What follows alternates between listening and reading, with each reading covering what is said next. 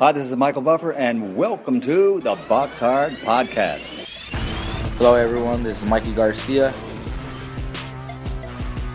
This the monster from the swamps, Regis Rougarou Program. Hey, what's up? This is King Carlos Molina, former IBF world champ. This is Michael, the Bounty Hunter, 2012 Olympian and your people's champ. This is Charlie Edwards, flyweight champion of the world.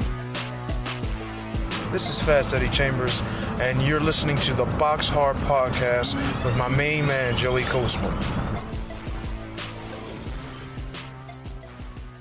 Hello, everybody, and welcome to episode 225 of the BoxHard Podcast. I'm your host, Joey Coastman. And of course, I'm joined again by Mr. Fast Eddie Chambers, the former heavyweight world title challenger, 4 weeks in a row. Eddie, how are you? This is the Joey and Eddie podcast now, baby. Yeah, that's right.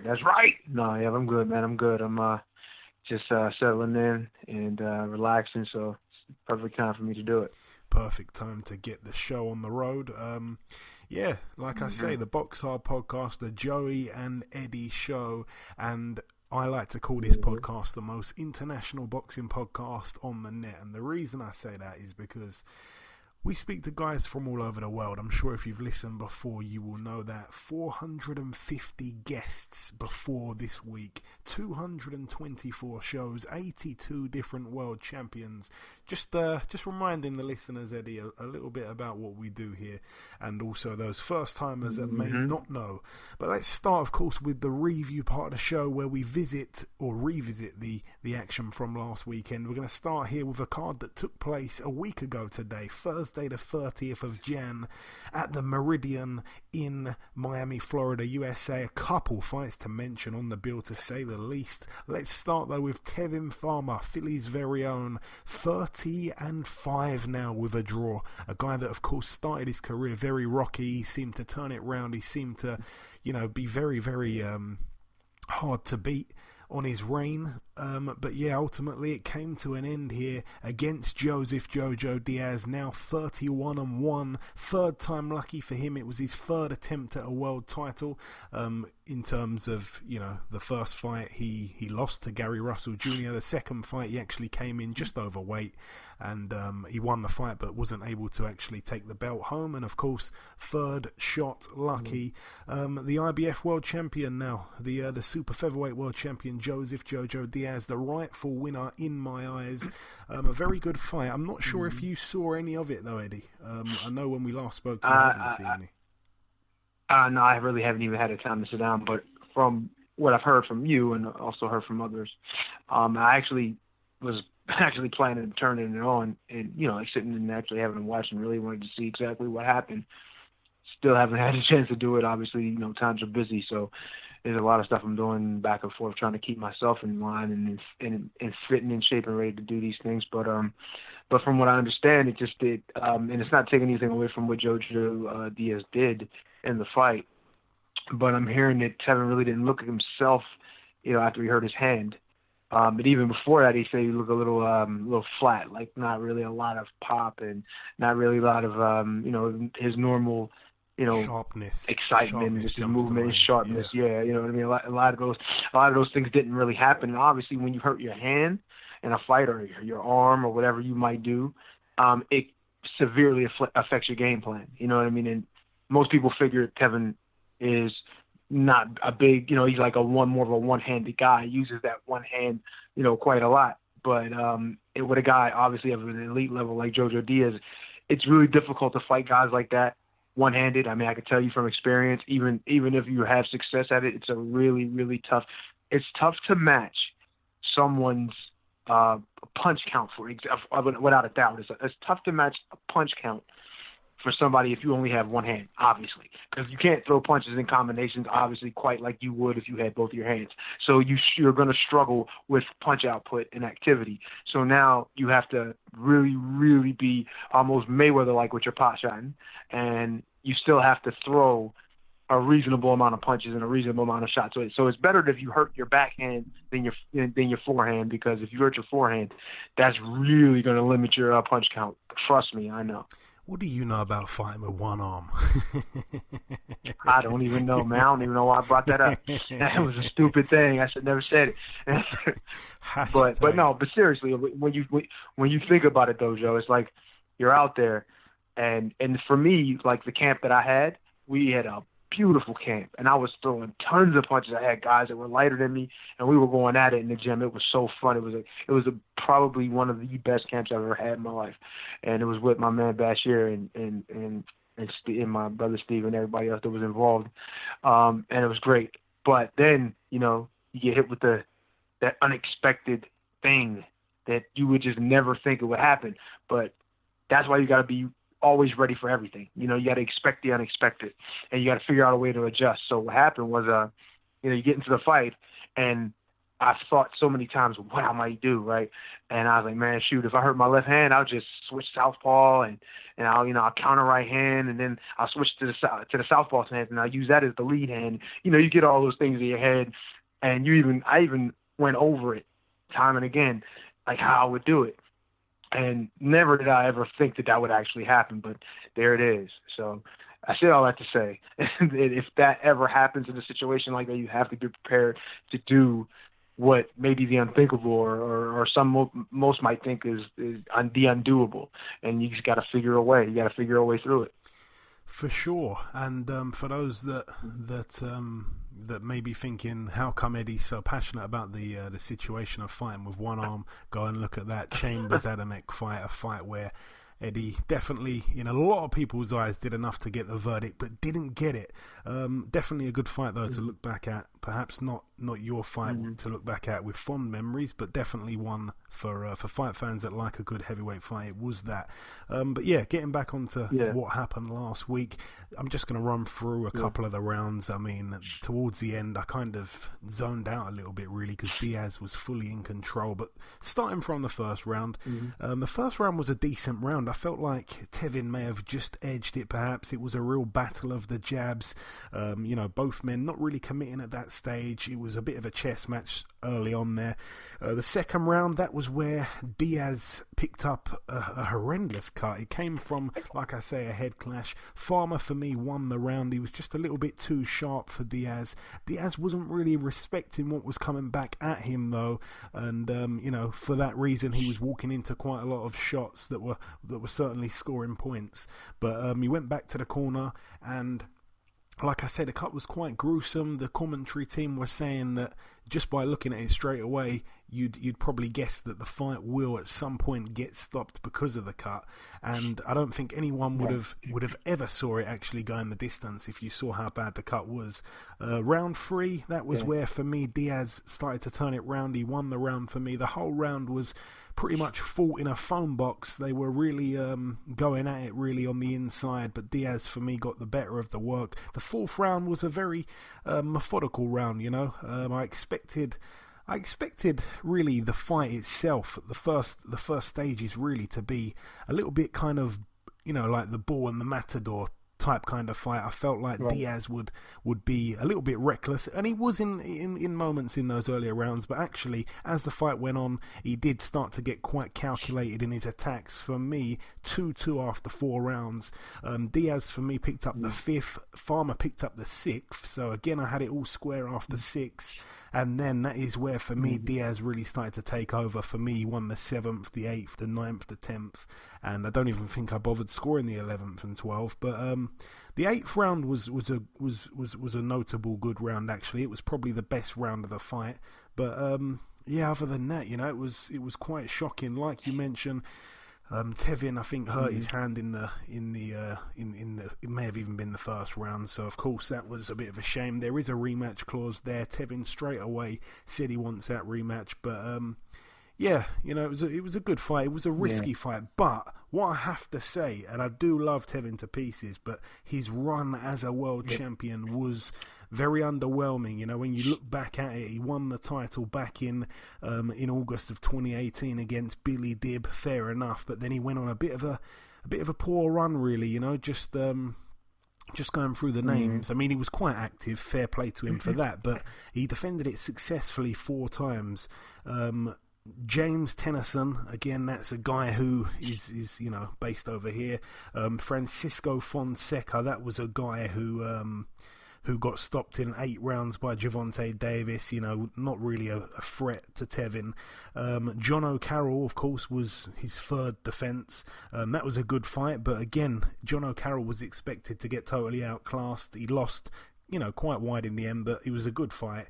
Closer than people probably thought it would have been. And then, of course, the final successful defence against Guillaume Frenoir, who had a real inflated record, 46-1 with a draw.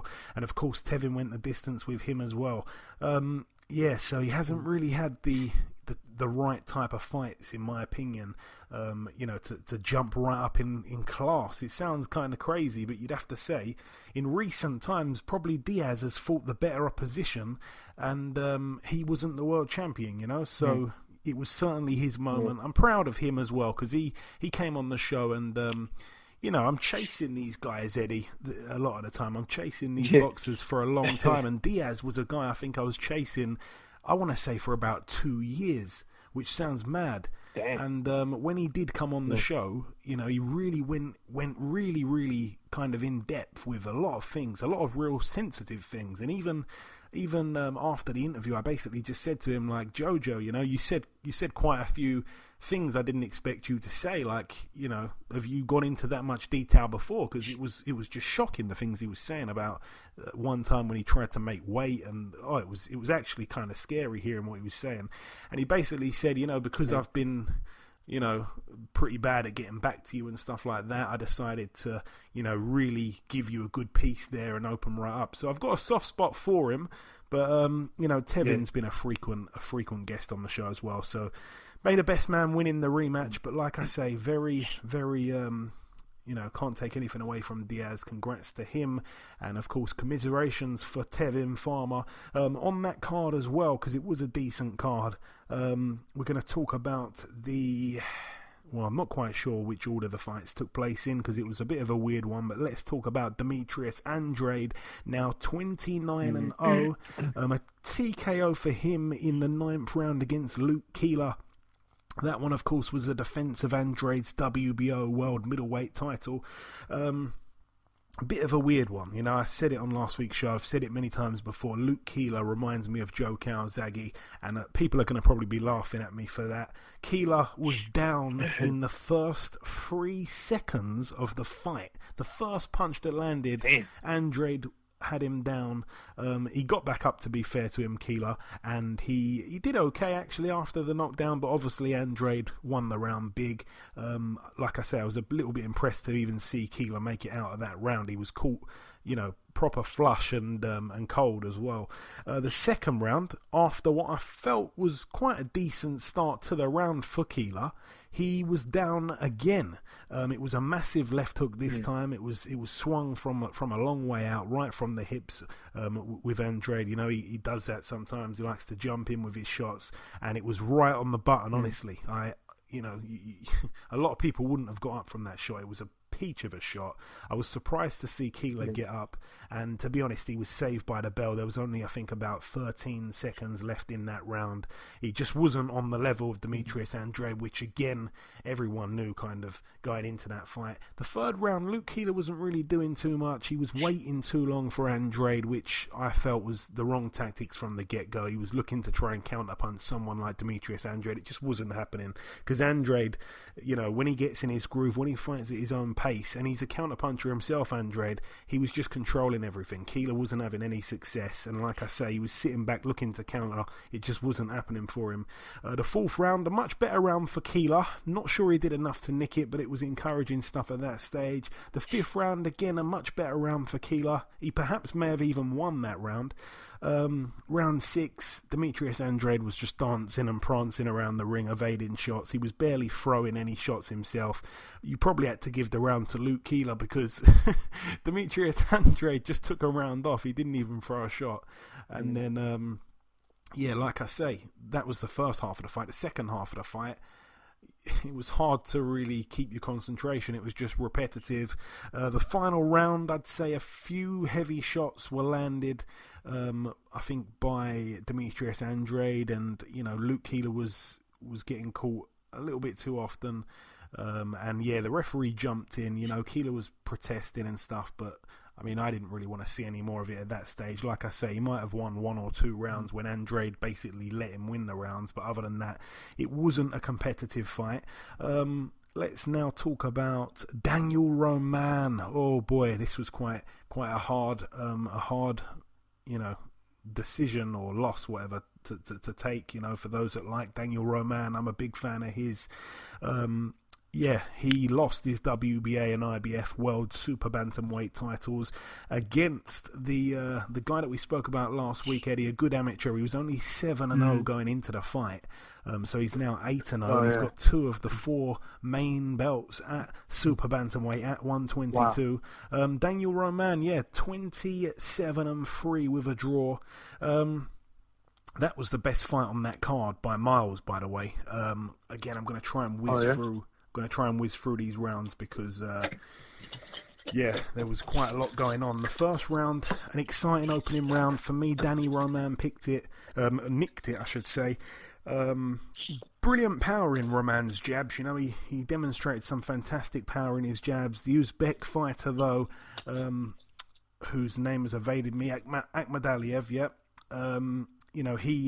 he definitely made his presence known. He looked solid. He threw a couple of looping left hooks that looked quite beefy.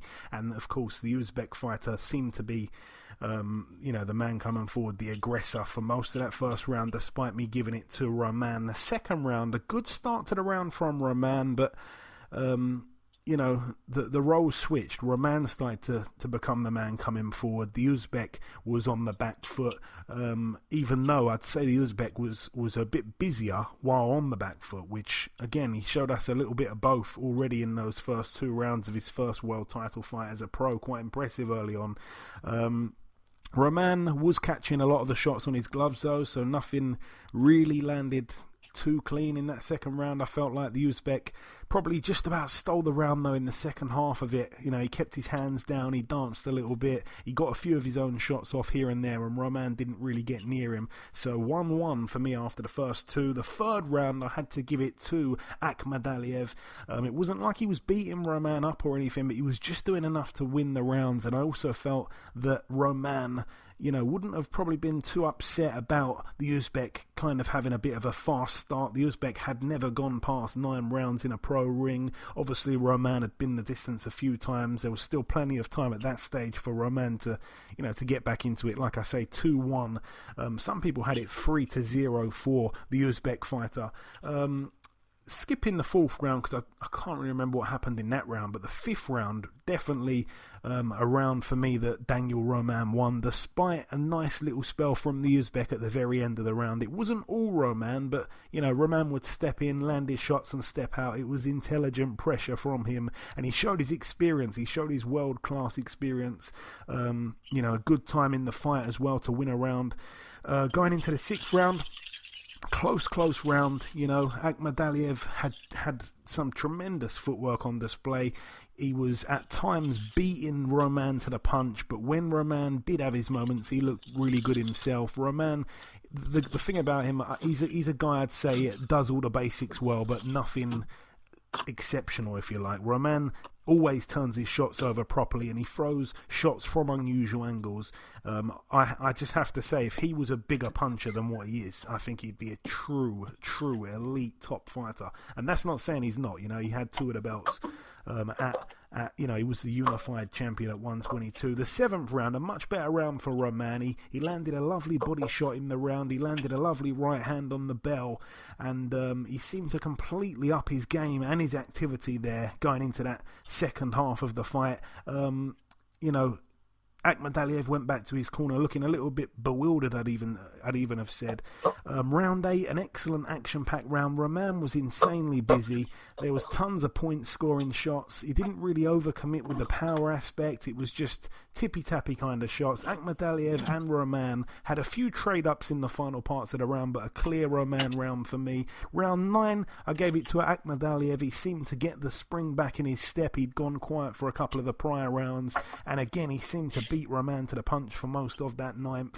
The 10th round, another good action round, but Akhmadaliev just seemed to punish Roman a little bit. You know, he cut the eye of Roman. Akhmadaliev looked fresh, like I say. Perhaps his second wind had kicked in at that stage, but a very close fight for me going into the championship rounds. And in round 11, a bit of a nothing round for the first half, but in the second half, Akhmadaliev picked up the pace and for me just about grabbed the round. And then in the 12th and final round, a brilliant finish to the fight for the champion Danny Roman, or the former champion now. You know, he really poured everything into it. He clearly won the round, but he wasn't really able to put a dent in Akhmadaliev, you know, throughout the whole fight, really. Roman did box like everything was riding on that round, and perhaps it should have been. But all in all, you know, a massive credit has to be given to Akhmadaliev, who I think showed enough there to prove he's going to be a formidable opponent for anyone, especially at 122. But yeah, for me, I felt like overall it was a close fight. You know, it probably could have. I think I wasn't strictly scoring it all the way, but I'd say Danny Roman probably should have got a draw. But if I didn't, you know, if I had to side with one man, I think Akhmadaliev might have just about pinched it. But yeah, sad to see Danny Roman lose his world title, because he's a real cool guy. Yeah, getting through things a little bit quicker now. Like I say, the 3 main fights we've discussed for quite a while there. Anthony Sims Jr., very good prospect, 20-0. Eddie Hearn obviously signed him what seems like a while ago now.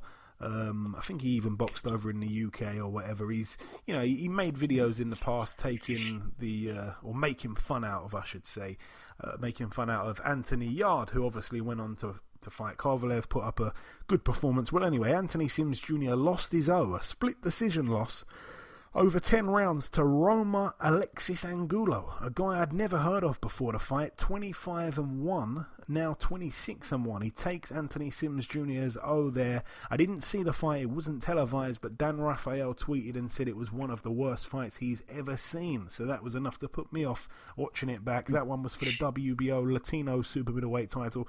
Also, by the way, that Roman Akhmadaliev fight ended in a split decision. 115-113 twice for Akhmadaliev, and the exact same score, 115-113 to Daniel Roman. So, like I say, a very close fight. I think there is a rematch clause in there. There should have been one. I think there is. I'd definitely be up for seeing that again. Amanda Serrano was on the bill as well. I think she's a 7-weight world champion, a true legend in female boxing terms.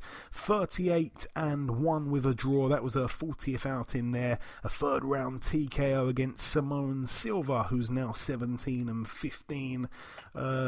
I think that is it though for that one. Let's move out now to the Temporary Arena, they called it.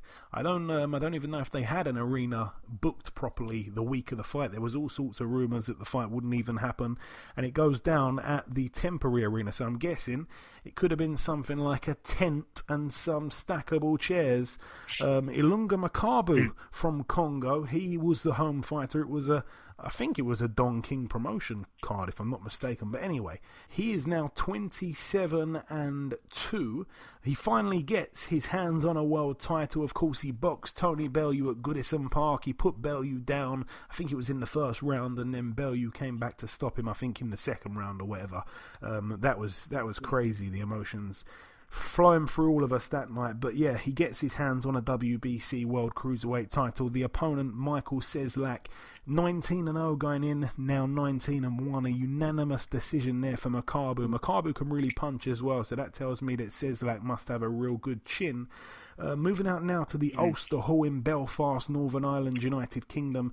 One fight to mention over here. I actually missed the fight. I wanted to watch it on YouTube, but by the time I turned the stream on, it had already finished. So I saw the result and yeah, didn't end up watching it back. But David Oliver Joyce, very good amateur, obviously lost to Lee Wood as a professional, 11-1. He took on former world champion Lee Haskins, 36-4 going in. It was for the vacant WBO European Super Bantamweight title. Lee Haskins was down and TKO'd in the 5th round, and he decided to announce his retirement after the fight. That is his 2nd retirement. Hopefully that is it for him though, because former world champion like himself, Don't want to see him carrying on too long. And if he's losing to David Oliver Joyce, who, like I say, was a tremendous amateur, but hasn't really looked the same kind of guy as a pro, you know, that's bad. When a former world champion loses to, you know, a prospect, not even an unbeaten prospect, that's not a good look. Gary Cully, 9-0, took on Joe Fitzpatrick, 10-0. That one I thought would be a good fight, but Gary Cully knocked Joe Fitzpatrick out in a round there for the vacant BUI Ireland National Lightweight title. Moving out now to the Beau Rivage Resort and Casino in Mississippi, USA. This one was on Fox Sports 1. Yordenis Ugas now 25-4. His opponent Mike Dallas Jr. retired on his store after 7 rounds. Mike Dallas Jr. now 23-4 with 2 draws. I didn't see that one, by the way. And the final card to mention at the Inn of the Mountain Gods Resort and Casino in Ruidoso, New Mexico, USA. Austin Trout, former world champion, 32-5 with a draw. Bit of an easy touch against Rosbel Montoya, 17-9 with a draw. That was a TKO for Austin Trout inside 2 rounds.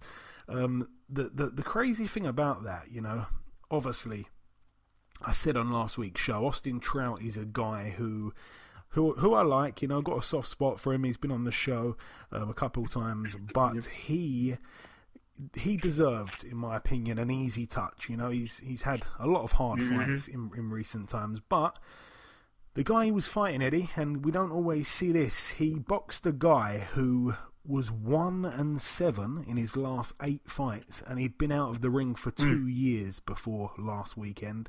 I tweeted that out. And within a couple of minutes, Ishe Smith was tweeting me saying that he asked for the fight but never heard back. As far as I knew, Ishe Smith had hung up the gloves, you know, literally physically hung up the gloves, took them off and turned to bare knuckle boxing, where I think he beat someone up pretty badly a few months ago. But that would have been an interesting fight, actually, Ishe Smith against Austin Trout. Well, I say interesting, might not have been the best to watch, but, you know, interesting for the winner. Well, Ishe Smith and Austin Trout, I mean, I feel like both of them, you know, have a great deal of heart and do have some boxing skills. So it would have been interesting. I mean, Austin Trout's not the biggest puncher in the world, but, you know, and to be honest, I guess neither is Ishe Smith. But they're both, you know, the skills that they both have and the fact that they do like to throw punches would make an interesting fight, honestly. I mean, I know different times Ishe Smith probably has been a little... Seems like he's been a little shy, but for the most part, you know, them standing in there and both of them have big hearts. It could have been interesting. Could have been interesting. But like I say, that was the final card to mention of the review part of the show. Just before we wrap up part 1, the final thing to do is to welcome our first guest, which will be Mr. Shakur Stevenson. Ladies and gentlemen, please welcome the new WBO Featherweight World Champion. It is, of course, Mr. Shakur Stevenson. Shakur, welcome back on the show, my man. What's up? It feels good to be back. It's great to have you back, Shakur. It really is. We last spoke in October, so not too long ago. It was obviously just before that fight against Joet Gonzalez for the vacant world title. You know, there was a lot of build-up to that fight. There was a bit of bad blood there, but ultimately it wasn't a close fight. You pretty much shut Gonzalez out. Just give me a few words on that fight and perhaps more importantly, how it felt to get the win. I mean, it was a good fight. I shut him out. I did what I had to do. I did what I knew I was going to do, and I did what I prepared for. But it was a good fight overall, and I'm happy that I gave a good performance for my first world title fight. And Shakur, I've interviewed countless prospects over the years. I can honestly say I spoke to some tremendous fighters, but for me, you probably are probably the one prospect that I felt 100% sure about becoming a world champion at some point. And I know that you're a confident young man. I know that you'd have felt 100% confident that you'd at some point go on to win a world title. But can you just describe the feeling? Has it changed anything at all, or you know, does that feeling of being a world champion just feel normal to you because it was so expected? I mean, it kind of feel normal now that it happened. I mean, like getting ready for it and preparing for it. The preparation and stuff was hard, and thinking about winning the world title kind of was heavy on my mind. But I guess I don't know. It feels mad normal now. Like, it don't feel like nothing crazy. I feel like I'm just a world champion. I feel like I ain't do nothing yet, so I still feel like I'm a prospect that's hungry. Like, I don't know, it's weird. Okay, so what's it like? You know, obviously you got this new belt and stuff like that. Is it just like, I mean, what does it feel like? Like a new pair of sneakers, or is it way more than that? I mean, at the time it meant a lot more.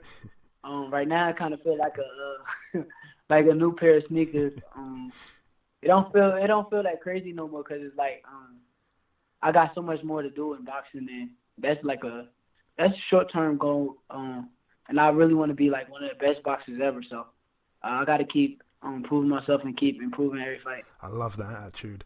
And of course, your next fight definitely isn't one that you can overlook at all. It's against Miguel Marriaga, a man that definitely has the pro experience over yourself. He's been in there with some sensational fighters like Lomachenko, like Oscar Valdez, like Nicholas Waters, and he can definitely punch, as his record suggests. A tough fight, this, Shakur. Obviously, not everyone knows who Marriaga is, but a tough fight. Yeah, I kind of when I announced it today, I kind of received a little hate for the fight. Oh wow! And I didn't really understand it because it's like I felt like Marriaga is a really good opponent for me. He's not like a walk in the park. He's been in 2 fights 3 fights. He's been in 3 fights, and he's been in 2 with Nicholas Waters, with Oscar Valdez, and I felt like he had good performance with both of them. So Lomachenko was a lot bigger than he was, and Waters was actually a lot bigger than he was too. Yeah. But I feel like he's a real good opponent. Ain't nobody just going there wiping him out besides Lomachenko. And I feel like it's gonna be a great fight. It's funny the way boxing is, because like I say, you raced to that world title, you know, in such few fights compared to other guys, and then as soon as you win one, it's like, oh well, we want mega fights, because like I say, it's your first defense. Yeah, I don't understand. Yeah, it's your first defense. It's a tough guy for your first defense. Yeah, like Lomachenko for him, and it's like after Lomachenko beat him, they talking about pound for pound #1 and all this stuff, and he was just coming off a loss to Oscar Valdez, and now it's like I'm fighting him. And it's like, oh, he's not this, he's not that. But I don't get it. I kind of really just don't get it at all. We never do, man. We never do. But yeah, the fight takes place March the 14th at the Madison Square Garden Theatre. Now, last time we spoke, you mentioned that you felt like your stay at featherweight would be kind of short-lived. You planned on winning the world title and maybe even moving up straight away if you couldn't land a big fight. Have those plans altered slightly? Nah, not at all. I think that after this fight, I think I want to fight Warrington, and if I can't get the Warrington fight, I'm moving up. But if I get the Warrington fight, I'll stay here and cut that weight and get there and fight Josh Warrington. So I think that was ultimately like the plan. So I think that we're gonna stick to that plan.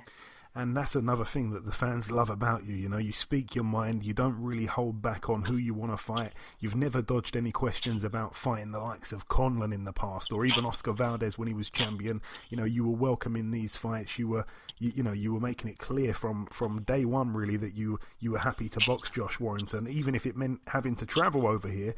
Where are we in terms of that fight happening at some point later in the year, Shakur? How confident are you that the fight can happen?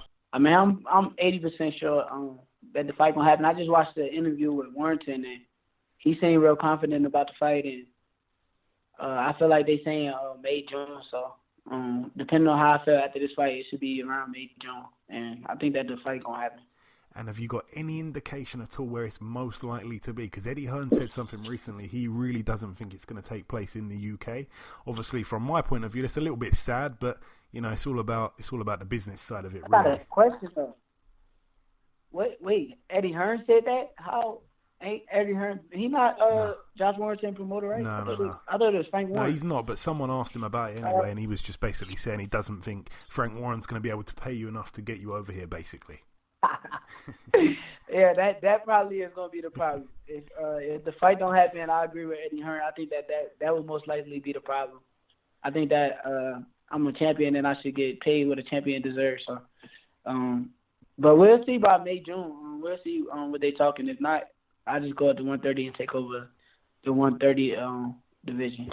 And of course, every fighter's goal is to win a world title. You became a world champion real early in your pro career. What is the goal now? Because you mentioned there's a lot to come. You know, it felt great when you were training to become a world champion. Now you are a world champion. Is the goal to become a multi-weight world champion? Is it to at some point become undisputed? What is your top goal? As of right now, it's going to be multi-weight world champion. I'm looking forward to going to 130, winning the world title there, and I'm looking for the big fights at 130 and see what I can get. Okay. And just finally, Shakur, as always, I'd like to just give you an opportunity to send out a message to your UK supporters from over here. What's your message to your supporters from this side of the pond? Tune in March 14th. I'm gonna give the UK fans a taste of what I'm gonna do to Josh Warrington. Okay, listen, Shakur, it is always a pleasure speaking with you, my man. Best of luck for March 14th in New York, and we shall catch up again after the fight for sure. All right, thank you. Okay, now it's time for part 2 on this week's show. This part, of course, the news part of the show. One real piece of news to mention, it's that Joseph Parker returns to the ring. Obviously, we were supposed to see him take on Derek Chisora at the back end of last year, but he was bitten by a spider, and he had some kind of allergic reaction to that, and he obviously had to pull out the fight, which he was gutted about, by the way. I think we had him on the we had him on the show, actually. In the build-up to that fight that never happened, and for me it would have been a good fight for Parker. But yeah, I've seen him since then posting pictures with like a t-shirt on with a massive spider on it, so he seems like he's perhaps befriended the spider and it won't bite him again. But anyway, he's back on February 29th. He has a fight here in Frisco, Texas. I'm not quite sure what card it's going to be on. It's a Matchroom card. Can't remember who he... I'm going to have to look it up now. That is so unprofessional of me. I should have known, but it's completely slipped my mind. He's taking on a guy who I don't think has a fantastic looking record. 13-2. Shaundell Winters. 13 wins, like I say, but 12 by KO. He's coming off a good win. It wasn't his last fight, but the fight before that, he beat an undefeated Ukrainian fighter called Alexander Teslenko, who was tipped for real big things. And Shaundell Winters actually knocked him out in 5 rounds, so that was a big upset there. But I mean, obviously Parker's a former heavyweight world champion, should be too good for him. And by the way, that one is on the undercard of Mikey Garcia against Jesse Vargas, and obviously there's a few other good fights on the bill. You've got Cal Yafai taking on Chocolatito for the WBA World Super Flyweight title. You've got Julio Cesar Martinez taking on the Welshman, Jay Harris, the undefeated Welshman. And also Murat Gassiev makes his long-awaited heavyweight debut. He takes on Jerry Forrest, 26-3. But yeah, anyway, that's the one piece of news that we have. Let's move now to the preview part of the show. We're going to start here at the Sheffield Arena. This one takes place on Saturday. No opponent just yet, Eddie, but Dave the White Rhino Allen, 17-5 with 2 draws. He's in a 6-rounder. No opponent just yet, but strong rumours that it's going to be a former opponent of yours. Can you guess who? Guess who? Can you guess who? A UK opponent when I was in the UK, right? Well, that's narrowed, you're not trying to give it away like that, huh? Big. That's narrowed it down quite big. But yeah, go on then. Yeah. Carl Baker? Nope. Oh wait, hold on, wait. Give me not Moses Maturo. Nope. I can't believe how bad you are at these guessing games. No. I know it. Dorian Darsh. Yeah. That's the only Third time lucky. Dorian. They call him. You wouldn't know what this drink is called, Eddie, because do they have Strongbow over there? Alcoholic drink. Not that I don't have heard of it. In fact, no, it's not Strongbow. I think it's. Oh God, I've forgotten now. But anyway, it's a cider. You know what cider is, right? A what? Cider. You said a slider? No. It's called cider. It's like they're like. Oh yeah. You know what cider is, right? Yeah, so they're like fruit flavored and stuff, right? Right. Okay. There's a cider, and I've forgotten. I said Strongbow because I thought that was the brand of it, but actually it's definitely not Strongbow. It might be, I don't even remember. But anyway, it's an alcoholic drink, and it's called like the flavour. It's a real popular flavour. I'm not gonna lie, I've drunk quite a few of those cans in the past. But anyway, it's like the flavour of it is dark fruits. Well, apparently, Dorian Darch, takes quite a liking to this particular flavour of cider, so his new nickname is Dorian Dark Fruits Darch. That's what I heard. That's what I heard. Seriously? Honestly, that's what I've heard. So apparently we may get to see the White Rhino against Dark Fruits on Saturday in the Sheffield Arena. That sounds funny. Yeah, but... And my man Dave, though. Yeah, of course, shout out to Dave Allen. Hopefully he gets the win. And yeah, Dorian Darch, do you know what, Eddie? You knocked Dorian Darch out in like the second round or whatever, but Dorian Darch was not, he's not that bad of a fighter, He's quite a tough guy, even though he was terrible against you. Right. You busted his nose up. Didn't you bust his nose up like in the first round or something? Yeah. Yeah, he took some punishment when we fought, no doubt about it. I mean, I'm being edged on by the guys like, get him out of there. Don't back off him. You know what I mean? I'm hearing it, and it's hard sometimes to, because the way I fight, the way I box, I don't really, for the most part, come forward. I don't really come forward too much and try to mix up unnecessarily. You know what I mean? I don't take unnecessary chances. You know what I mean? So when I'm in there, I'm actually going to my normal thing, and I start to box. I start to look for things. I start to pick shots and things like that. And I got the guys behind me. Get him out of there. Stop waiting on him. Stop waiting on it. And I'm trying to do my thing, but obviously you get that peer pressure, and then you gotta put him away if you can. So I try to, and I think I did. Yeah, you did. You did him in 3 rounds. Just checking. I thought it was 2, but you did him in 3. That was a fight that, and I swear to God, I'm not checking this. That was on the undercard of Fury Chisora 2, wasn't it? Yes, it was. Yeah, and I walked you to the ring. What was? Yes, you did. And you know that. They messed up the sound, so you had to walk to the ring with no music on. Do you remember? Yes, I do. I definitely remember that. Yeah, that was a crazy run that Dorian Darch went on. I mean, he obviously turned pro. He gathered I'm looking at it now, 6 wins in a row, and then he lost his O to Ian Lewison. Then he beat Paul Butlin, who went on to fight Joshua, and then obviously he lost to Hughie Fury on points. Then he got stopped by Joshua in 2. Then he beat Tom Little, who's still bouncing around the scene. A decent fight. I'd like to see him fight Dave Allen, actually. He beat Tom Little, surprisingly. Really? And then he lost to you, and then in his next fight he took on the 6'8.5" cruiserweight, and he beat him. Whoa! Yeah, crazy. 6 foot, and then he beat Larry. Do you remember Larry Olabamiwo? You don't remember him, do you? Yeah. Olabamiwo. Yeah. He was massive, wasn't he? Like huge, like muscly guy. I think he got busted for peds at one point, but he. No, I do remember. I remember Dave fought him too. Dave fought Larry, did he? Yeah. Are you for real? I don't remember that. You don't remember that? Did that definitely happen? Yeah, he did. You're right. Yeah, it happened. You're right. Right.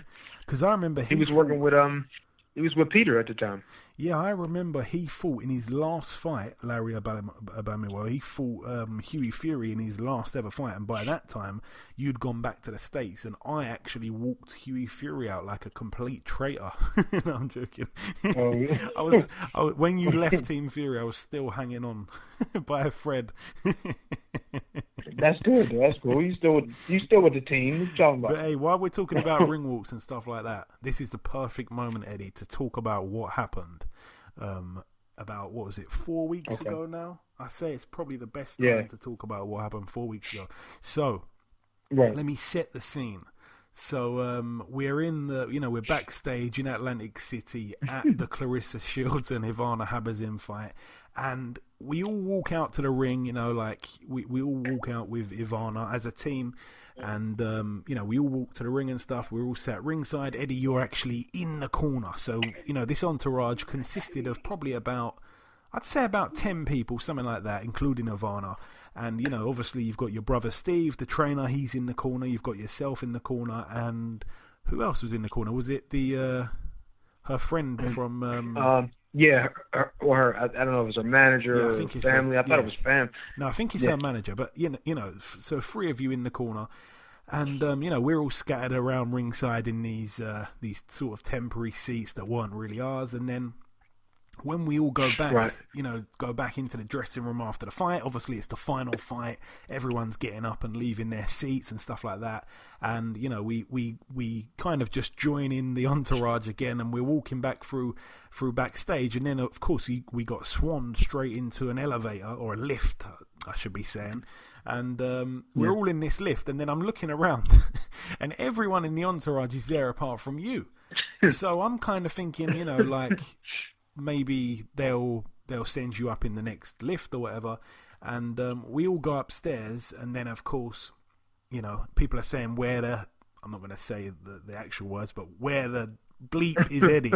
And they're all looking at me. I've got no answers at all. And, of course, these people in the entourage, I'd only met them literally a couple of hours before, so I don't know these guys really at all. I'm only there with you. And anyway, about 2 hours goes by, and no one has heard from Eddie. Eddie's phone is dead, and he's not in the dressing room. He's just disappeared. So I'm starting to think that you left my backside in that Atlantic City. No. I'm joking. Well, I'm not joking, actually. I was thinking, where the hell are you, man? But no, I know you were. And then we came down in the foyer, and literally no one had seen you. You know, I literally just felt abandoned in Atlantic City. And then yeah, we just bumped into you in the casino, and you just acted like nothing happened. But what really happened is your backside got refused to go backstage.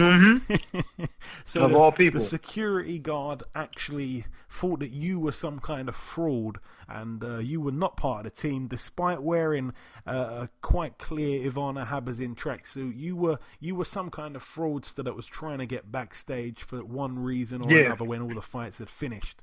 And shout out to that security guard, by the way. Definitely. Give him a rise. Give a raise. Yeah, he stepped right to me, put his hand on my chest and said, "No, man, you can't come back here."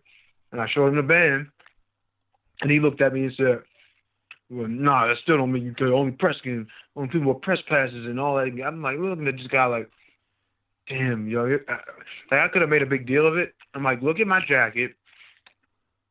Wear a Clarissa Shields card, right? I have on a Ivana Habazin jacket.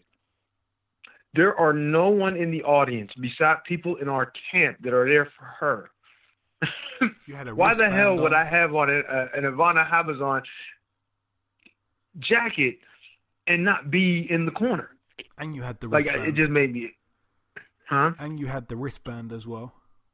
And I had the wristband on top of that. And the guy still told me I shouldn't come back. You know... Yeah, I got a shout out for him. I need a shout out. I don't even want to say that online. I'm just going because it's stupid. You know what I mean? A guy like that was a real stupid thing to do. I mean, I understand you got to do your job, and that's why I just left and just said the hell with it, and went on out to the lobby area or the area where everybody was leaving, and just left because it was pointless. And I was a little upset. I was a little angry because of all people. He didn't stop nobody else. I saw people go right by him. He didn't stop no one else and decided to stop me. Yeah, because go on, No, it's at times like that. Like I never have mental breakdowns or meltdowns or flipping out and hitting people. But with a guy like that, because I'm watching people go by him not say anything, it just made me want to just slap him. Seriously. Because it was ridiculous. Yeah, I didn't tell you this, but you know, when we were just walking around, and a lot of people in the team, they had their hotel room, they had places to go or whatever, and it was funny because at one point there was like loads of us, you know, everyone was there apart from you, and then like one of the guys left to go like back to his hotel. It was getting late. The fights had finished. Another guy, I think, went back to his wife in the hotel room, and all of us, like the entourage, just started getting smaller and smaller. And I said to Bashir and your brother, I said like, I was prepared to follow them into the bathroom, man, if they went there, because I had no one else to go to. I was completely lost, man. But yeah, your phone battery, man. Oh boy, that was crazy. There's a few worrying hours. And the phone went dead. I couldn't let Bashir out of my sights because, I couldn't let him out of my sights. Otherwise, I'd have been hitchhiking my way back to London, I guess.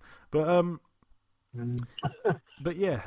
Anyway, back onto this Sheffield card that's taking place. Sorry for the rambling. If it wasn't interesting, then I apologise. Martin J. Ward, 23-1 with 2 draws, former British champion. I think, did he win the European title? He may have. Anyway, he was a guy that was chasing Tevin Farmer for a long, long time. Well, that fight obviously won't be happening anytime soon. He takes on Jesus Amparan, who's 16-1.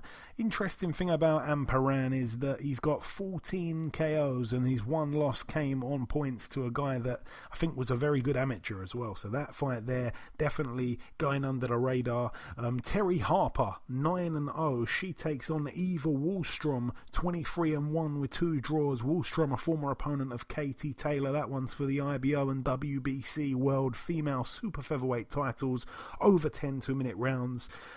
Also, we've got Kell Brook, 38-2. He returns to the ring. It's for the vacant WBO Intercontinental Super Welterweight title. He takes on Mark the Bazooka DeLuca. Not going to lie here, I don't know tons about this guy, but from what I'm hearing, he's not as bad as, as people are saying.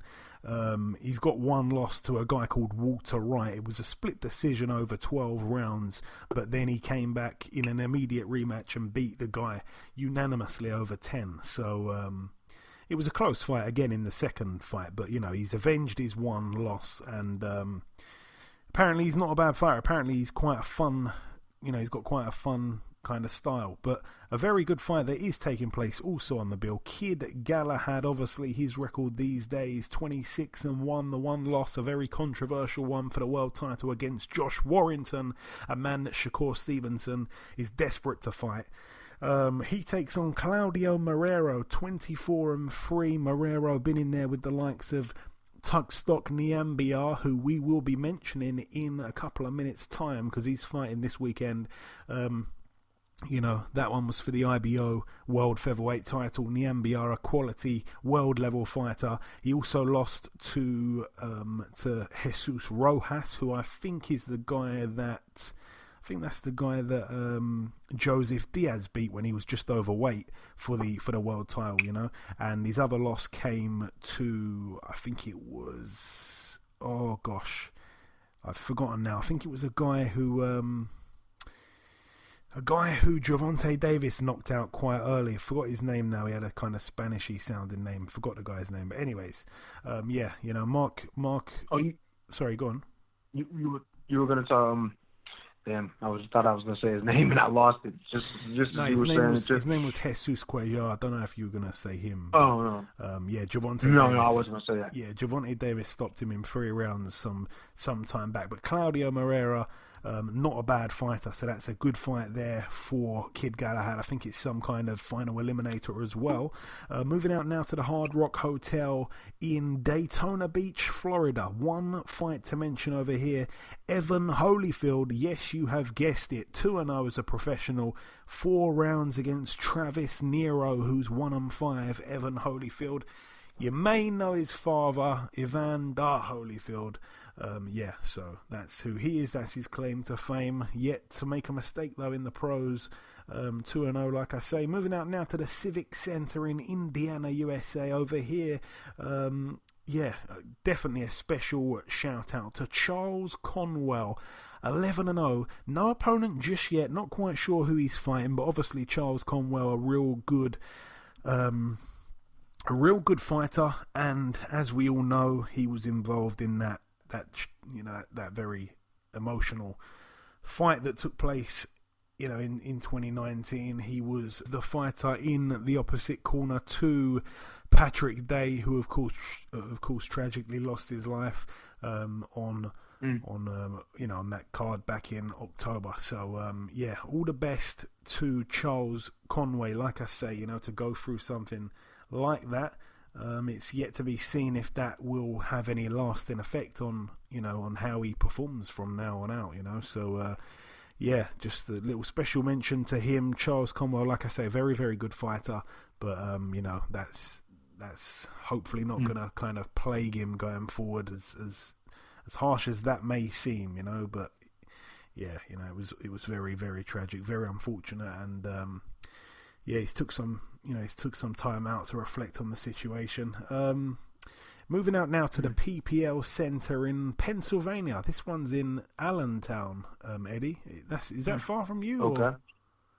It's about a couple hours. It's not too far. It's almost about 2 hours, almost 2 hours. Okay, it's the man that we had on last week's show, Gary Russell Jr., 30-1. Like I say, he takes on Tugstock Niambiar, 11-0. Very, very good amateur.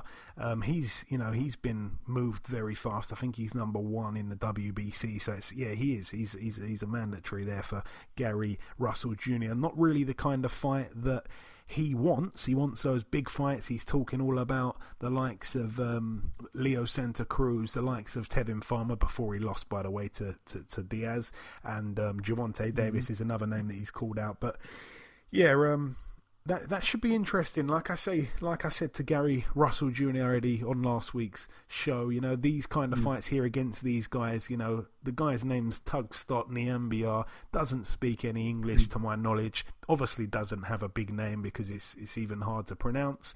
Very, very good amateur. Right. It won't be the biggest kind of money fight for Gary Russell, but it's these fights that you can't afford to take your eye off the prize on, because you take your foot off the gas here, it's a banana skin, and this kind of fight can rip away all those big future paydays down the line. So it's if anything, perhaps the hardest kind of fight to get yourself motivated for, but the most dangerous. High risk, low reward. Yeah, those, and trust me, I know a little something about that. In a little fight I had with a South African guy, about 7 years ago. You don't really know much about them, and things are hidden. Things are kept from you, and you're taking a fight. That one wasn't so much that was on short notice. It was just that there was no real understanding of what I was facing. I had no idea about the kid. I didn't know his amateur background. I didn't know anything about him at all. And then you get put in a situation like that, and you're in there fighting, and you have no clue of what. The only thing you know is a southpaw and short. You know what I mean, or something like that. And then he's pretty vague, basic. Description of what's going to happen, and you don't really know what to go on. And now, granted, if you were an amateur and a big-time amateur, you would be able to deal with those types of things, which I do have some frame of reference of dealing with that in my past. But man, it's tough. You know what I mean? It's really, like you said, it is definitely a little tougher to get up for those guys. And what if they're good? What if they're really, really talented? What if they're really tough, or what if they have something that may be a little more awkward and difficult for you to deal with? And if you only got one night to really deal with it and really understand what's in front of you, man, it's hard to make those adjustments. So it may be an easy fight, or it's supposed to be a quote unquote easy fight, but these are the kind of things that sneak up on people, Absolutely. It's always usually a family affair when it comes to Gary Russell. He's got Gary Antoine Russell on the card, who's 12-0 with 12 KOs. He takes on Jose Marufo, who's 12-9 with 2 draws. Gary Antonio Russell also makes an appearance, 16-0 with 12 KOs. He takes on Jesus Martinez, who's 27-10. Just trying to see who Martinez has been in there with. He's been in there with the likes of TJ Doheny, who of course was a world champion last year till he lost his title to Danny Roman. It seems like everyone we're mentioning on this week's show is all interlinked with other guys. Right. Yeah, this guy as well, he's been in there with the likes of Lewis Neary obviously a real good fighter. So yeah, that's a solid enough test there for Gary Antonio Russell. Despite him being 16-0, perhaps his level of competition should be stepped up a little bit. But also on the bill, Guillermo Rigondeaux, 19-1. It's for the vacant WBA World Bantamweight title against Liborio Solis, 30-5 with a draw. Solis, I think he's I'm sure he was a 1 or 2 weight world champion. Anyway, we know him quite well over here. He boxed our very own Jamie McDonnell twice, and the first fight ended controversially. A lot of people felt that Solis did enough to beat McDonnell, and McDonnell perhaps got some kind of hometown decision, even though the fight wasn't in the UK. And then in the second fight, there was a head clash, and it ended up being a no decision after 3 rounds. So controversy in both fights there, but all the best to Gary Russell anyway on that fight there on that card. And the final bill to mention takes place at the venue named Tyson's Playground. It's in Virginia, USA. Just one fight to mention. Dusty Hernandez Harrison, friend of the show. We interviewed him just once. It was a few years ago. 33-0 with a draw. Probably the best name on his record would have to be Mike Dallas Jr., who again we mentioned earlier, and Mike Dallas lost to Yordenis Ugas, but everyone seems to be interlinked. Anyway, very long undefeated record, quite a padded record if I'm being honest. Anyway, he takes on Les Sherrington, I think, of Australia, I think, and he's got quite a padded record himself. 38 wins and 14 losses. That's an 8-rounder there. All the best to Dusty Hernandez Harrison.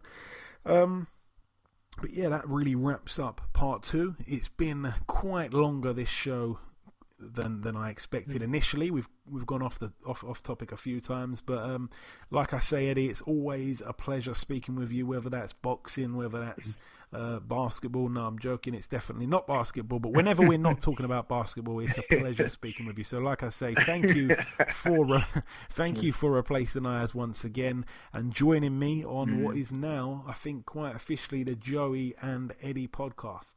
No doubt. No, it's no problem, man. Like I said, most times, like these times of the night, I'm relaxing, getting ready to go and, cut it down for the night or eating or something like that and just relaxing. So, why couldn't I get on the show and help you out? You know what I mean? And I enjoy it. And like I said, we like talking about boxing. And of course, I like talking just in general. So this is actually a good thing for me. Appreciate it, Joe. Thank you very much, Eddie, my man. Thank you very much once again. But that really wraps up everything for part 2. The final thing to do just before we wrap up the show entirely is to welcome our second and final guest on this week's show.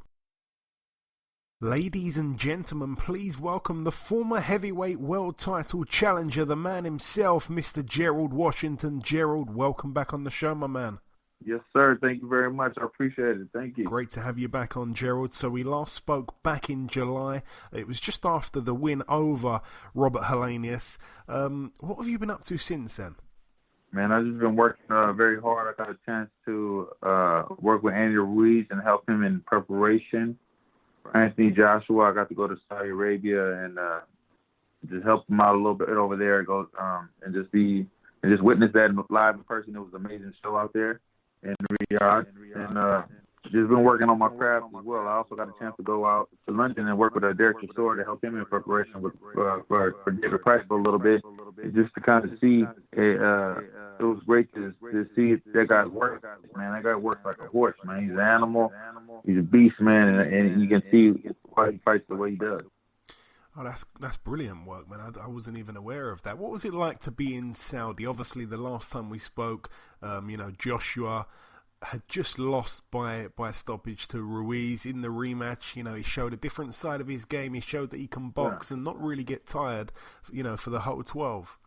Yeah, he did a beautiful display of boxing. The smart way, stick and move. He moved around. He didn't get caught up in the exchanges. He fought a smart fight, and it took him to a victory. And your next fight, it takes place on the Wilder vs. Fury 2 undercard in Las Vegas. February 22nd is the day against the former IBF heavyweight world champion, Charles Martin. What are your thoughts on Charles Martin at this stage of his career, Gerald? He's, of course, had a couple of ups and downs as well. Yeah, very, very talented fighter, strong-willed, smart guy. looking forward to competing against him. I know he's been through his things as well. I'm expecting to see the best Charles Martin as of yet. And obviously he's a southpaw. It's been a while since I think you've come across one. I think we'd have to go back to as far as maybe Mansour. Exactly. Which one, sorry? Yes, sir. Mansour. Mansour. Yeah. So how do you kind of feel that you fare against southpaws in general? Obviously that fight didn't end the way you wanted it to back then. Yeah, but it was it was a learning experience as well. I definitely thought I won that fight. The guy could never, I boxed my way to that fight as well. I'm sticking and moving and just not allowing the guy to make any contact with me whatsoever. So but I also learned, a different part of the game. You have to be. It doesn't worry about the crowd. It's not about that. But you just have to be. You do have to be aware of your offense a little more. If I would have, I hate to take away from that fight because I'm definitely so young in boxing, and that was a very dangerous Mansour. I fought the right type of fight.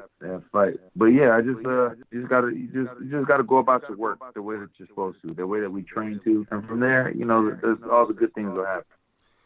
And of course, yourself and Charles Martin, both in recent times, have fought and lost to Adam Kownacki. Now, when we last spoke, we mentioned the it might have been the last time we spoke, it might have been the time before that, but we mentioned the Charles Martin fight with Kownacki. I'm sure I remember you saying that you watched it. Obviously, it was a good fight, but comparing, the two results against Kownacki, Martin's performance was obviously the better one. Obviously, he's a southpaw. He's the former champion. I'm guessing he must be the favourite in this fight, but numbers are of course just numbers. How difficult of a challenge do you feel this is for you? As far as the Kownacki fight goes, just stylistically, I went in there with the wrong game plan. We all know what type of fighter I am. We actually did use the Charles Martin fight as a reference for us, and we said, hey, Charles Martin did his best work on the inside. We're going to fight this guy on the inside. But I should have definitely taken my time and broke him down for a little while before I got in there in the fire and started mixing it up. So that's another lesson learned. You got to understand, I only had 10 fights as a kid, and I came back and I had 4 fights after playing college football at the University of Southern California, and putting my bid in the NFL with the Buffalo Bills, and turning to boxing. So it was like a lot of the stuff that I do, I learned on the job, and it's definitely every time I'm in the ring is a learning experience for me. So I'm just putting it all together the best that I can. I have a strong will, strong mind, strong heart and spirit, and I'm gonna continue to push forward. I'm having a great time and loads of fun, on this journey, and I'm just getting better every day as well. But right now, I feel that I learned so many lessons along the way, but now I'm finally starting to get a grip of what's going on in there. I get a grip of, the different styles. I get a grip of, how to push myself in there, just how to relax and just put it all together. And it's finally, I think I'm finally becoming a professional. You know what I mean? I know I've been doing this for 7.5 years, and it takes some people 20, 30 years to finally understand what's going on. But I feel like I'm doing very well with my career. I started boxing at 30 years old. You know what I mean? So I'm very proud of myself. No, listen, for the very limited amateur experience that you had to fight the type of pros that you've fought and beaten, is quite unbelievable in itself, really. But the 3 losses to Kownacki, Miller, and Wilder, obviously no shame in them. But are they better fighters than Charles Martin? Especially Miller. Miller has. We already know what kind of fighter he was. So yeah, we do. As far as Martin presents his own set of challenges. He has a very strong will. He's a very determined fighter. He gets in there and he has a punch on him. You know what I mean? He has a lot of knockouts on his record. The thing is, I've known Charles on the way up.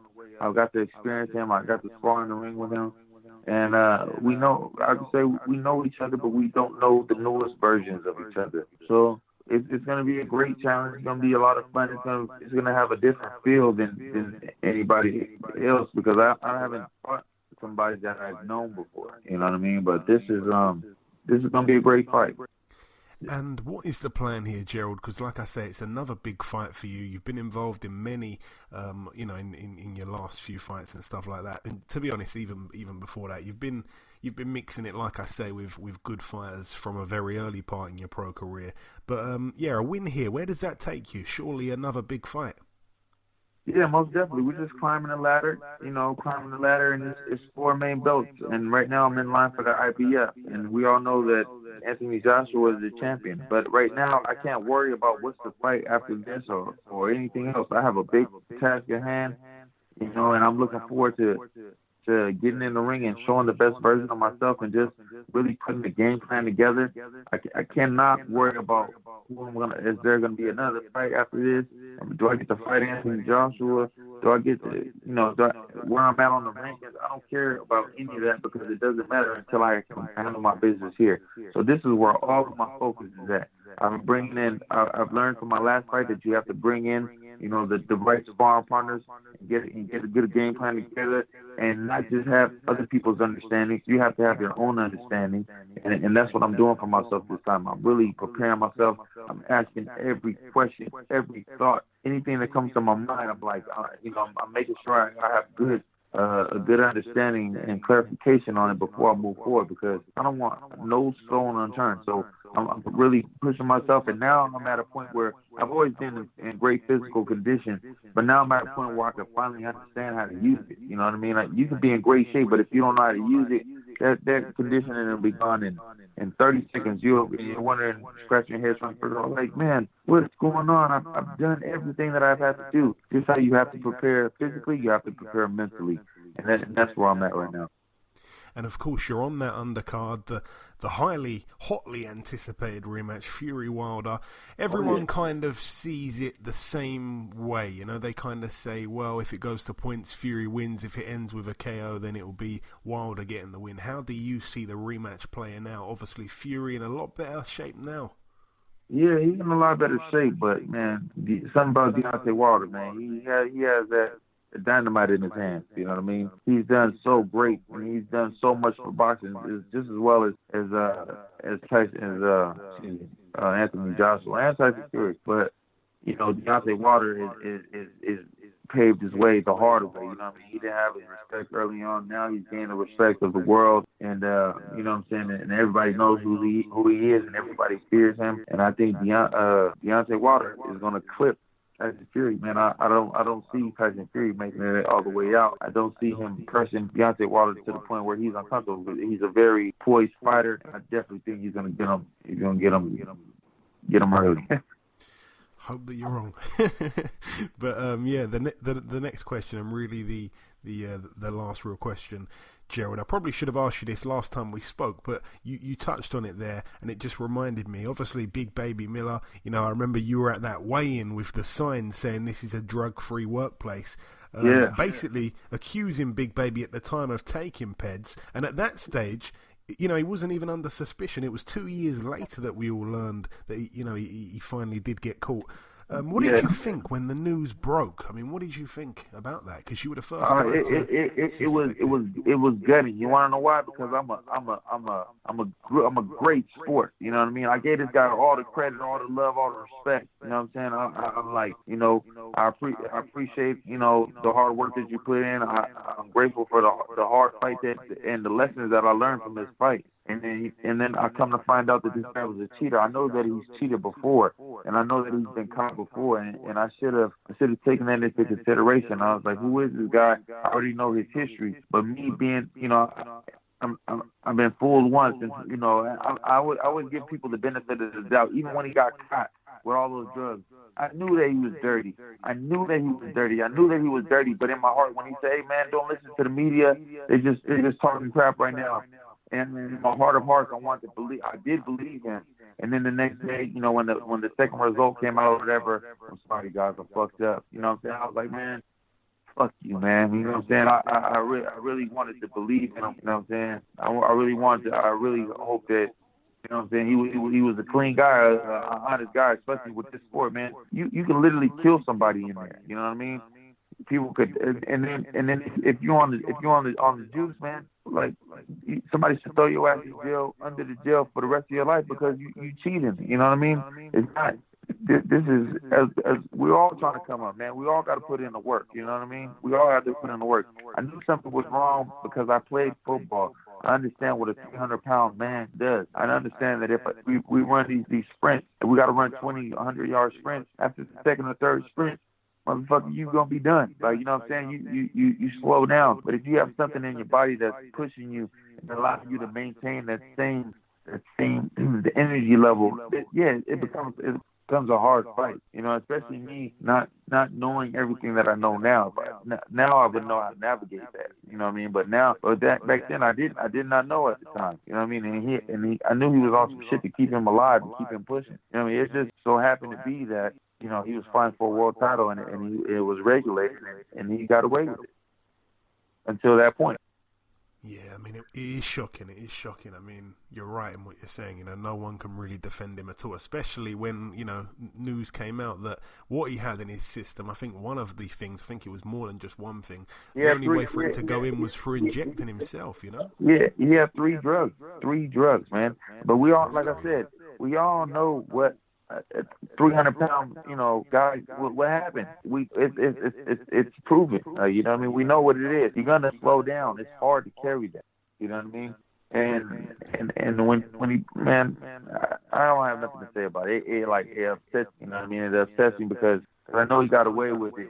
And it just burns. So now, you know, it is what it is. I can't even believe they're allowing him to come back, man. But, you know, as far as I'm concerned, you know, I don't respect that at all. No, fair enough. Like I say, no one can really defend, you know, the crazy things he did. But just ending it on a brighter note, I like to always ask you, Gerald, you know, if you've got a message just to send to your supporters from over here in the UK that have been following you from day one and, of course, want you to get the win.